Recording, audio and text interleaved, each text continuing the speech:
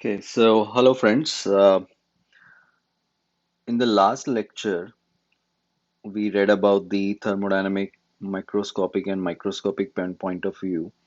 Also, we studied what is a control volume and how it affects a system, all those things. So, in chapter 3, today we are going to start thermodynamic properties and a little bit more about what is a phase, what is a process, what's a cycle, a thermodynamic cycle, and all that. So, let's begin. So thermodynamic properties, when we talk about thermodynamic properties, so properties we know, properties are something which defines the characteristics of a system. So if I talk about what is a property of a pencil, or let's say what is a property of this bottle, whatever, you will define the characteristics that this pencil is hard, this pencil has this much temperature, or this bottle is cold, this bottle is transparent, this is opaque, things like that. So, all the characteristics by which we define the physical nature of a system that actually defines the property of a system. So, that in thermodynamics we call it thermodynamic properties. So all the properties or the characteristics which are defining the physical nature of the system are called thermodynamic properties. Now in thermodynamics, since I'm not considered about hardness, maybe later on, but the most common thermodynamic properties we are worried about are temperature, pressure, enthalpy, entropy, all those stuff. So those are the thermodynamic properties we are going to read. Now, one thing important to note, and in the last lecture, we noticed that there is a microscopic point of view and there is a macroscopic. So, a microscopic point of view will concentrate on this individual molecule and how it is behaving, whereas the macroscopic point of view is a larger picture. So, all these properties, thermodynamic properties, these are macroscopic in nature. So, this is very important to know and remember. We are not talking about a single molecule, but we are talking about a collection of molecule and how they are behaving. What is, if I ask you the temperature of a surface, I don't ask you the temperature of a single molecule in that surface, but I ask you what is the temperature of the collection of that molecules and the physical state it is forming. So then you give me the temperature of that surface. So why do we use, now the question arises, why am I reading this? Why am I reading temperature, pressure? Why am I even reading about the properties? So the reason we use properties is because, first of all, these are the characteristics of the matter. So they are defining what is the state of matter at any given time.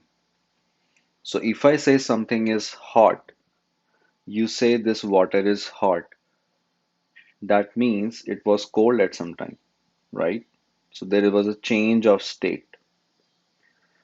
So you are measuring the characteristics of that water at that point of time and you're telling it is hot.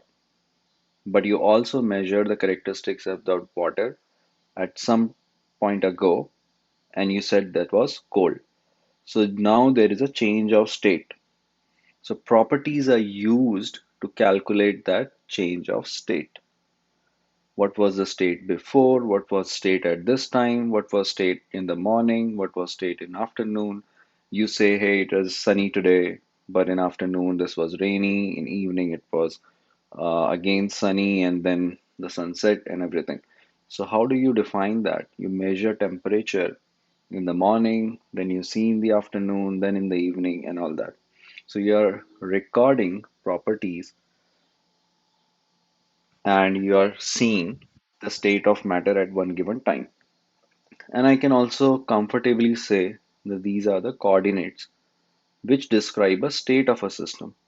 So what are a coordinate? If I, let's say if I draw this XY plot here, in mathematics we have seen we have XY plot and we draw a line, so we know that okay, in x-axis we have a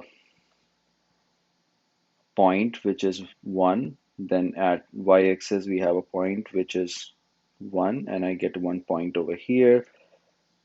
Then at x-axis, y-axis, another point, 3-axis. So this is how we obtain a line. Now, all these individual points are the state of the system, and that then you are recording these coordinates. So it's similarly in thermodynamics, you are recording the coordinates or state of a system at one particular given of time so that you can form an overall picture how the system is behaving and how it is evolving. Now, what happens when the properties of a system change? So this is important. Now you know why we use properties, because these are defining the state of a system. Now what if the properties of the system change? If they're defining the state of a system, simple. If the properties change, the state of system also change. If I say this was 100 degrees, now it is, I kept it in a freezer, it was 100-degree water, boiling at boiling state. Then I let it cool down, kept it on a freezer. Now it is at minus, let's say 10 degrees or minus 5 degrees. What does that mean? That means there is a change of a system, but I calculated the change of a state. I'm sorry, the change of a state from hot to cold. And that's when the properties change, the system will also change. Now there is something important we need to know. We talked about the state of a system. So the second thing which comes to mind is how we are getting to from one state of a system to another state. If I said I kept water at boiling state, which was at 100 degrees Celsius, now I am taking it to, let's say, minus 5 degrees Celsius at freezing. So why or how it went from 100 degrees hot to minus 5 degrees cold? How do we define that? What was the path taken? So in thermodynamics, there are three important things we need to know. One is path, process, and cycle. So I have a simple plot here just to describe what is a path, just to describe what is a process and a cycle. So if you see in this plot, I have XY coordinates. I have a pressure at y-axis and volume at x-axis. So if I calculate, I was in point A, which was over here. So if I can point this thing, I was here at point A, and my system, it started its journey from point A to point B. This is the point B. And while its journey, it went through point A dash and point A double dash. So if I define a path, the path of a system is A to A dash to A double dash to B. This is a path of a system. Why I say this is a path? Because this is where the system is changing its state. So at point A, let's say there was a particular pressure and temperature, the volume was around 2 and the pressure was around 8. At point A dash, the volume became 3, pressure decreased 4.1. Now at point A double dash, volume increased further 3.5 and the pressure went to 3. At B, volume increased even further 4.5 and pressure became 1. So you can see the volume is increasing and the pressure is decreasing. So this is an expansion process because the volume is increasing here.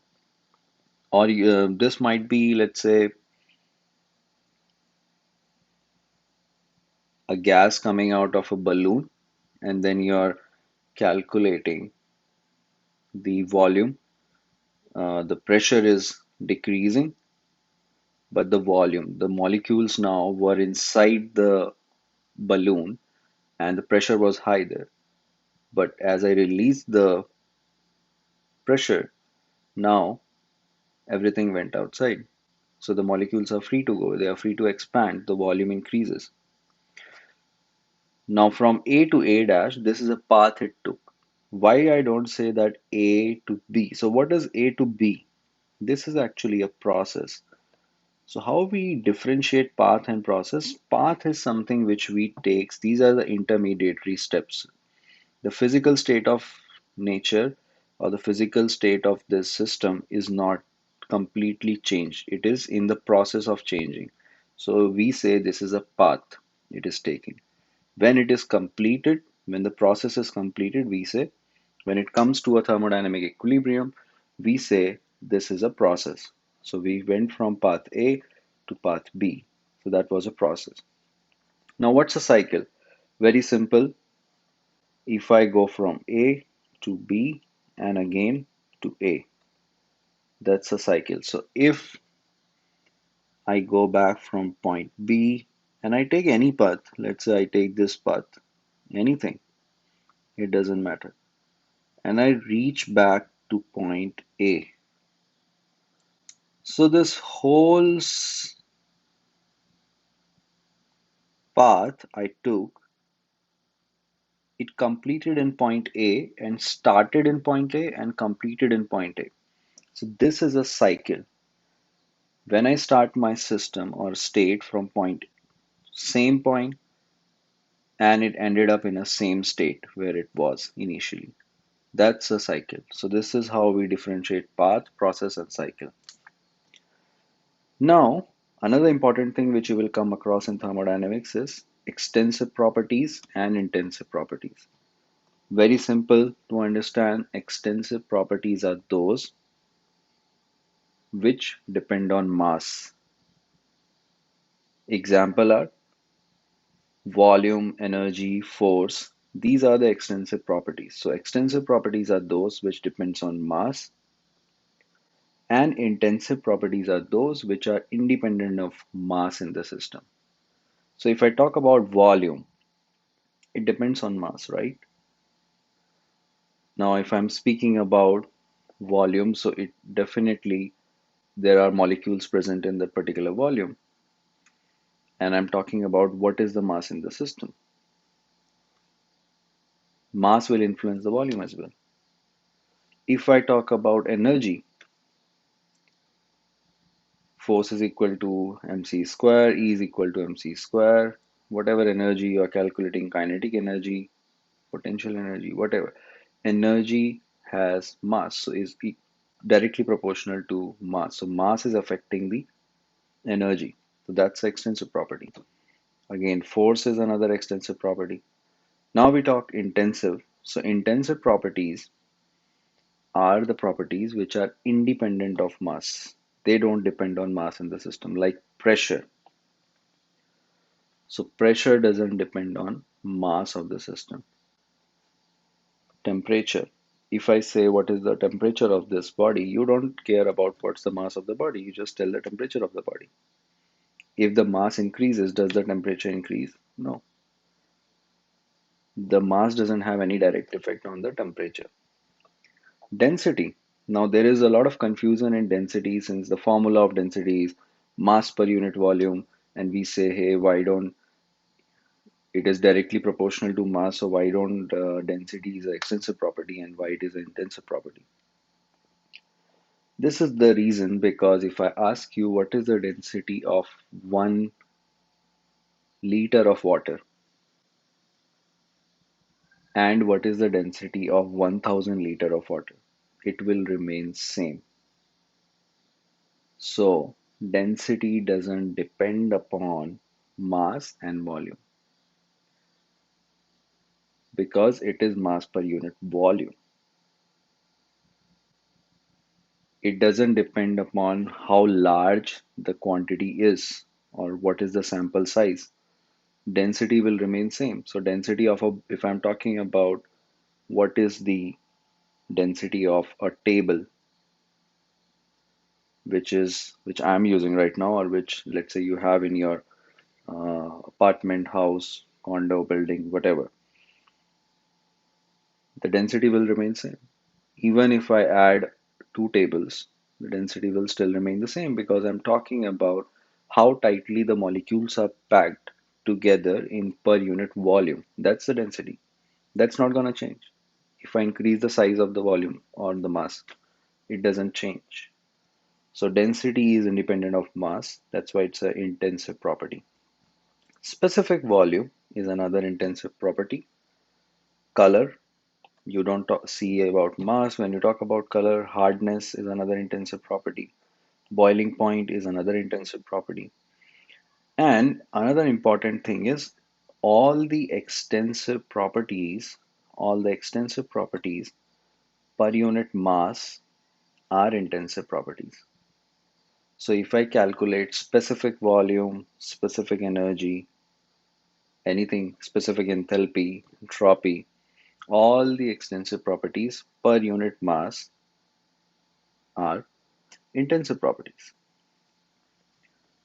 So we finish this over here. So we are done with extensive intensive properties. Now we are going into we are approaching thermodynamic equilibrium. So in chapter 4, we will read thermodynamic equilibrium. But before that, there is an important concept in thermodynamics which we need to understand. It's called phase. Now, why that is important, we will know. Let's see what is a phase. So, from our childhood or when we were kid, we are reading gas, liquid, solid. These are phase of a system. What's a phase? A phase, any quantity of matter which is homogeneous in chemical composition and physical structure is called a phase. So any quantity of matter which is homogeneous throughout in chemical composition and physical structure is called a phase, like gas, liquid, solid. So when I talk about having a gas and a liquid and a liquid and a solid, so anything which has both liquid and solid, let's say you eat ice cream, it has a melted part which is liquid, it has a solid part which is solid. So it doesn't come into a phase. It has both. So it's a mixture. It's not a single phase.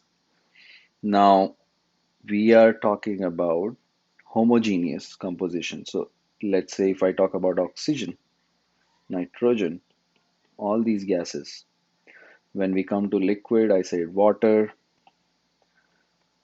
and any other liquid we are using, mercury in liquid state, and any, let's say, orange juice, petrol, whatever. So they have the same composition throughout in chemical and physical structure. That's what a phase is.